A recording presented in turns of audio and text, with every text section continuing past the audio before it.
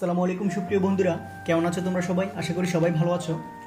আজকে আমি তোমাদের সামনে উপস্থিত হয়েছি চট্টগ্রাম বিশ্ববিদ্যালয়ে বিগত সালের কোশ্চেন নিয়ে, অর্থাৎ চট্টগ্রাম বিশ্ববিদ্যালয়ে চারুকলা অনুষদের বিগত সালের কোশ্চেন নিয়ে তোমাদের সামনে উপস্থিত হয়েছি। আমরা যারা ভর্তি পরীক্ষার্থী আমরা সকলেই জানি বিগত সালের কোশ্চেন আমাদের ভর্তি পরীক্ষার জন্য কতটা ইম্পর্টেন্ট। বিগত সালের কোশ্চেন যদি আমরা না পড়ি তাহলে কিন্তু আমাদের ভর্তি পরীক্ষা দিয়ে কোনো লাভ নেই। বিগত সালের কোশ্চেন সম্পর্কে যদি আমাদের কোনো ধারণাই না থাকে তাহলে আমরা কোনোভাবে ভর্তি পরীক্ষার এই কঠিন প্রতিযোগিতায় নিজেকে টিকে রাখতে ভুলেও পারবো না। অর্থাৎ কোশ্চেন ব্যাংকটা হলো আমাদের যুদ্ধের একটি ম্যাপ। এই ম্যাপটা সম্পর্কে যদি আমাদের কোনো ধারণাই না থাকে তাহলে আমরা যুদ্ধে হেরে যাবো, এটাই স্বাভাবিক। সো বিগত সালের কোশ্চেন সম্পর্কে ধারণা রাখাটা তোমাদের খুবই জরুরি। বিগত সালের প্রশ্ন পড়লে আমরা বুঝতে পারবো অনেকগুলো কোশ্চেন আছে যা বিশ্ববিদ্যালয়ে ভর্তি পরীক্ষায় বারবার রিপিট হয়। রিপিটেড কোশ্চেনগুলো আমরা খুব সহজে বুঝতে পারবো, আর কোন কোশ্চেনগুলো খুবই ইম্পর্ট্যান্ট, কোন কোন টপিকগুলো আমাদের পড়তেই হবে তা খুব সহজে বুঝতে পারবো। সো আজকে আমি এই ভিডিওতে বিগত সালের কোশ্চেন সম্পর্কে ফুল ডিটেলস আলোচনা করার চেষ্টা করেছি, এবং কোন কোশ্চেনগুলো সবচেয়ে বেশি ইম্পর্ট্যান্ট, কোনগুলো সবচেয়ে কম ইম্পর্ট্যান্ট, কোনগুলো আমাদের বাদ দিলে চলবে তা সম্পূর্ণ আলোচনা আছে এই ভিডিওতে। এই ভিডিওটি দেখার পর তোমাদের বিগত সালের কোশ্চেনের প্রতি কোনো সমস্যা থাকবে বলে আমি মনে করি না। আমার এই চ্যানেলে সকল বিশ্ববিদ্যালয়ের সকল বিগত সালের কোশ্চেন সম্পর্কে ফুল ডিটেলস আলোচনা করা আছে। তোমরা আমার চ্যানেলের এই ভিডিওগুলো দেখলে তোমাদের এক্সট্রা করে কোশ্চেন ব্যাংক কেনার দরকার হবে না, আমি মনে করি। তোমাদের ভর্তি প্রস্তুতি যেন আরেকটু গোছানো হয় সেই জন্য আমার এই আয়োজন। তো কথা না বাড়িয়ে আমাদের মূল আলোচনা চলে যায়। আমরা যারা চারুকলা অনুষদে ভর্তি পরীক্ষা দেবো আমাদের একটা ইনফরমেশন জানা জরুরি কি, চারুকলা অনুষদে বাংলা, সাধারণ জ্ঞান এবং ইংরেজি থেকে কোশ্চেনটা হয়। তো বাংলা কি কোশ্চেনটা হয় আমাদের চট্টগ্রাম বিশ্ববিদ্যালয়ে বিগত সালের কোশ্চেনের মধ্যে, অর্থাৎ আমরা যারা চট্টগ্রাম বিশ্ববিদ্যালয়ে ভর্তি পরীক্ষা দেব সেখানে বাংলা প্রথম যে বইটা আছে আমাদের বোর্ড বইটা, সেখান থেকে কিন্তু প্রচুর কোশ্চেন হয়ে থাকে। বাংলা সেকেন্ড পেপার থেকে কিন্তু বাংলার প্রথমে কিন্তু চট্টগ্রাম বিশ্ববিদ্যালয়ে সবচেয়ে বেশি নজর দেয়, অর্থাৎ সবচেয়ে বেশি গুরুত্ব দিয়ে কোশ্চেনটা করে। সো বাংলা প্রথম থেকে কিন্তু তোমাদের ভর্তি পরীক্ষার জন্য খুব ইম্পর্ট্যান্ট। আর জিকে হচ্ছে কি চারুকলা সম্পর্কিত যেই কোশ্চেনগুলো হয় সেগুলো হচ্ছে জিকে মানে কি জেনারেল নলেজ। এগুলো হচ্ছে সাম্প্রতিক থেকে আসে কিছু, এরপর চারুকলা সম্পর্কিত যে সাধারণ জ্ঞানগুলো আছে সেগুলো থেকে কোশ্চেনটা ঘুরিয়ে ফিরিয়ে কিন্তু দেয়। আর ইংলিশটা হচ্ছে মূলত কয়েকটা টপিকের উপর বেস করে কোশ্চেনটা কিন্তু করে থাকে। তোমরা বিগত সালে কোশ্চেনগুলো পড়লে খুব সহজে বুঝতে পারবে।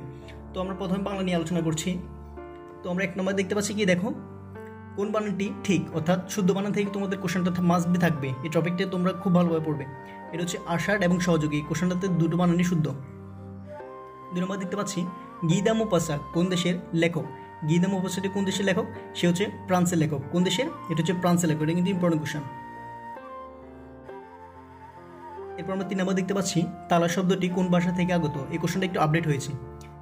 এটা হচ্ছে তালা হচ্ছে একটি দেশি শব্দ। এটা হচ্ছে বাংলা একাডেমির আধুনিক বাংলা অভিধান থেকে এটি প্রণীত হয়েছে। এটা হচ্ছে কি, তালা হচ্ছে একটি দেশি শব্দ।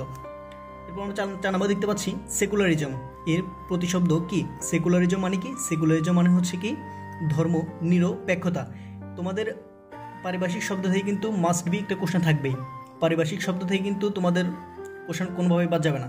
সো তোমরা পারিভাষিক শব্দ এই টপিকটা খুব ভালোভাবে শেষ করার চেষ্টা করবে। এরপর আমরা 5 নম্বর দেখতে পাচ্ছি ননির পুতুল। ননির পুতুল বাগধারাটির অর্থ কি? ননির পুতুল মানে কি? ননির পুতুল মানে হচ্ছে অতি আদরের। অতি আদর মানে কি? ননির পুতুল। এরপর আমরা 6 নম্বর দেখতে পাচ্ছি কোন কবি নবাব সিরাজউদ্দৌলার চরিত্র নির্ভর নাটক রচনা করেন। কোন কবি? এটা হচ্ছে সিকান্দার আবু জাফর। এটা কি কোথায় পেয়েছিলাম আমরা? এটা হচ্ছে আমাদের বাংলা বইয়ের আনন্দ পাঠে আছে, অর্থাৎ সহপাঠের মধ্যে এটা আছে। তো এটার মধ্যে তোমরা ভুল করতে পারো, এটা ভুলে তোমরা আবু জাফর ওবায়দুল্লাহ দিতে পারো। এটা কিন্তু হবে হচ্ছে সিকান্দার আবু জাফর। এরপর আমরা 7 নম্বর দেখতে পাচ্ছি রেইনকোট গল্পটি বিষয়বস্তু কি? রেইনকোট গল্পের বিষয়বস্তু হচ্ছে মুক্তিযুদ্ধ। এই কোশ্চেনটা কিন্তু খুবই ইম্পর্টেন্ট। এই কোশ্চেনটা কিন্তু রিপিটেড কোশ্চেন। এরপর আমরা 8 নম্বর দেখতে পাচ্ছি বাংলা ভাষা কোন ভাষাগোষ্ঠী থেকে মানে উৎপাদিত, অর্থাৎ বাংলা ভাষা কোন ভাষা গোষ্ঠী থেকে জাত। এটা হচ্ছে কি ইন্দো ইউরোপীয়। এই কোশ্চেনটা কিন্তু ইম্পর্টেন্ট কোশ্চেন। এরপর 9 নম্বর দেখতে পাচ্ছি পথের রাজা কোন সমাসের বেশ বাক্য। পথের রাজা তোমাদের সমাজ থেকে কিন্তু কোশ্চেন একটা থাকতে পারে। সো সমাস যদিও একটু বড় টপিক, তোমরা এত বড় টপিক এই সংক্ষিপ্ত সময়ের মধ্যে শেষ যদি না করতে পারো তোমরা বিগত সালের কোশ্চেনগুলো দেখবে, হয়তো সেখান থেকে কমন পড়ে যেতে পারে। তো এটা হচ্ছে কি পথের রাজা। পথের রাজা হচ্ছে কোন সমাসের বেশ বাক্য? পথের রাজা হচ্ছে তৎপুরুষ সমাসের বেশ বাক্য। পথের রাজা মানে কি? রাজপথ। রাজপথের বেশ বাক্য হচ্ছে পথের রাজা, পথের রাজা। তো এটা হচ্ছে তৎপুরুষ সমাসের উদাহরণ। 10 নম্বর দেখতে পাচ্ছি কোন বাক্যটি শুদ্ধ? এটা হচ্ছে কোন বাক্যটি শুদ্ধ? সেই কোর্টে সাক্ষ্য দিয়েছে। এই কোশ্চেনটা কিন্তু ঘুরিয়ে ফিরে বারবার আসে, এটা কিন্তু ইম্পর্টেন্ট কোশ্চেন। সে কোর্টে সাক্ষ্য দিয়েছে। এরপর আমরা 11 নম্বর দেখতে পাচ্ছি তখন গম্ভীরভাবে উপদেশ প্রদান করিবে বিড়াল রচনায় বাক্যটি তখন দ্বারা কোন সময়ের কথা বলা হয়েছে? এটা হচ্ছে কোন সময়ের কথা? যখন বিচারে পরাস্ত হবে। এই কোশ্চেন কিন্তু ঘুরিয়ে ফিরিয়ে বারবার সকল বিশ্ববিদ্যালয় করে থাকে, খুবই ইম্পর্টেন্ট বিড়ালের প্রবন্ধের এই কোশ্চেনটা। বাঙালি নারী সাহিত্য ও সমাজের গ্রন্থের লেখককে? বাঙালি নারী সাহিত্য ও সমাজের গ্রন্থের লেখককে? এটা হচ্ছে Anisuzzaman. Important question. Michael Madhusudan Dutta কোন ছন্দকে ভেঙে অমৃতাক্ষর ছন্দ প্রবর্তন করেন? এটা হচ্ছে পয়ার। পয়ারকে ভেঙে তিনি অমৃতাক্ষর ছন্দে প্রবর্তন করেছিলেন। খুব ইম্পর্টেন্ট কোশ্চেন।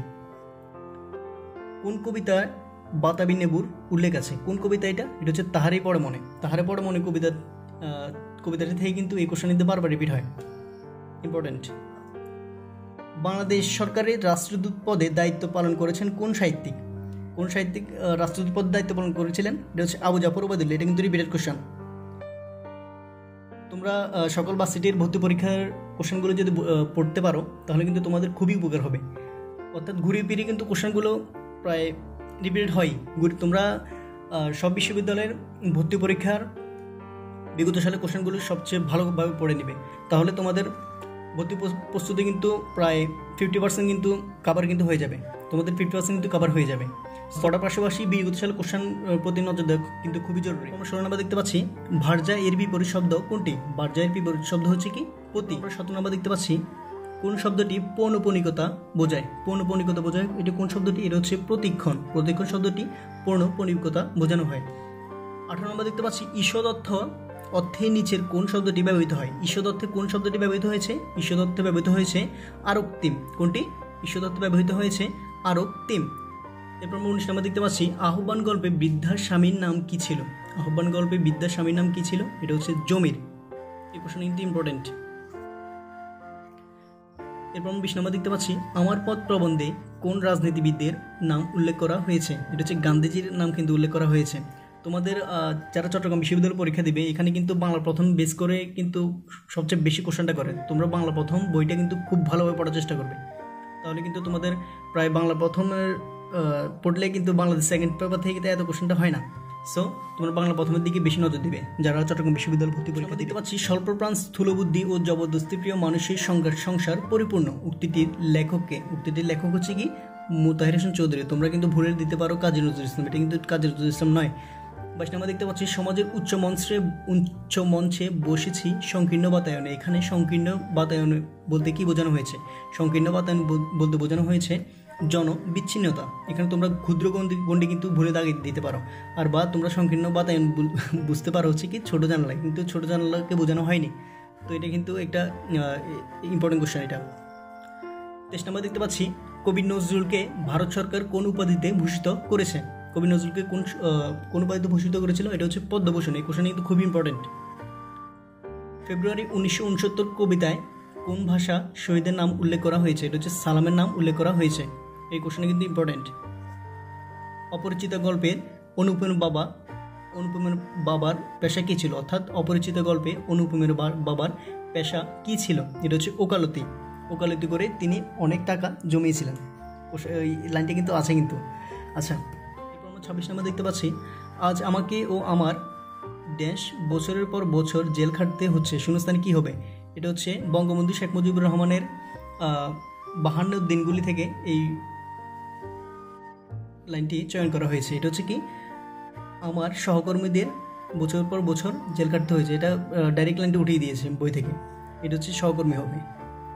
এরপর 27 নম্বর দেখতে পাচ্ছি কোনটি সৈয়দ শামসুল হকের কাব্যনাট্য? সৈয়দ শামসুল হকের কাব্যনাট্যের নাম কি? এটা হচ্ছে নুরুদ্দিনের সারা জীবন। এই কোশ্চেন কিন্তু বারবার রিপিট হয়।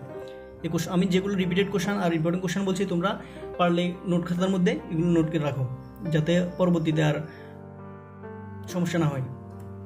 এরপর আমরা 28 নম্বর দেখতে পাচ্ছি জীবনানন্দ দাশ রচিত উপন্যাস নিচের কোনটি? জীবনানন্দ দাশ রচিত উপন্যাস হচ্ছে মাল্যবান।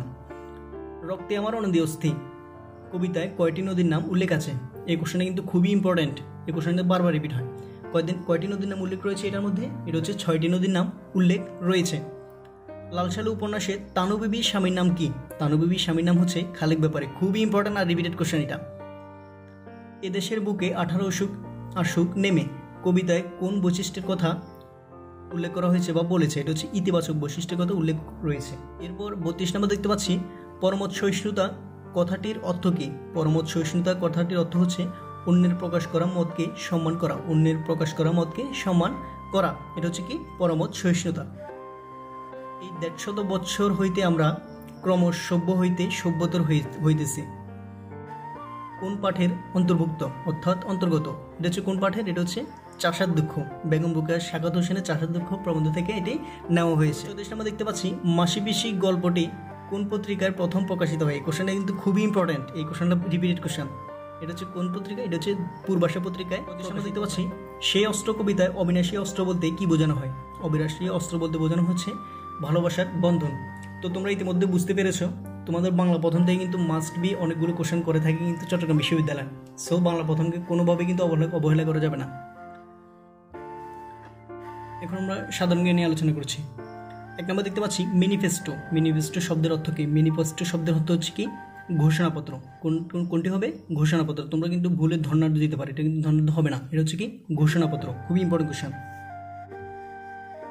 এরপর আমরা 2 নম্বর দেখতে পাচ্ছি, সোনালী কাবিন গ্রন্থটি কার লেখা? এটি কার? এটা হচ্ছে আল মাহমুদের লেখা। ইম্পর্টেন্ট কোশ্চেন এটা। এরপর আমরা 3 নম্বর দেখতে পাচ্ছি, কোনটি জীবনানন্দ দাশের কাব্যগ্রন্থ নয়? জীবনানন্দ দাশের কাব্যগ্রন্থ নয় হচ্ছে, এখানে কিন্তু কোশ্চেনটাতে একটু বিচ্যুতি রয়েছে। এখানে কিন্তু ঝরা পালক, বনলতা সেন, ধূসর পাণ্ডুলিপি, রূপসী বাংলা, এই 4টা কিন্তু জীবনানন্দ দাশের কাব্যগ্রন্থ। এখানে কিন্তু একটু বিচ্ছেদ রয়েছে, অর্থাৎ জীবনানন্দ দাশের কাব্যগ্রন্থ থেকে যদি কোশ্চেন আসে তাহলে এই 4টা কিন্তু তোমরা ভালোভাবে আয়ত্ত করে রাখো, যাতে কিন্তু ভুল না হয়। ইম্পর্টেন্ট কোশ্চেন এটা। আমরা 4 নম্বর দেখতে পাচ্ছি, বাংলা ব্যাকরণের কোন কারকটিকে রবীন্দ্রনাথ অপ্রয়োজনীয় মনে করতেন? রবীন্দ্রনাথ ঠাকুর অপ্রয়োজনীয় মনে করতেন কোন কারকটিকে? এটা হচ্ছে সম্প্রদান কারক। খুবই ইম্পর্টেন্ট কোশ্চেন আর এটি বিপরীত কোশ্চেন। এই কোশ্চেন কিন্তু বারবার রিপিট হয়।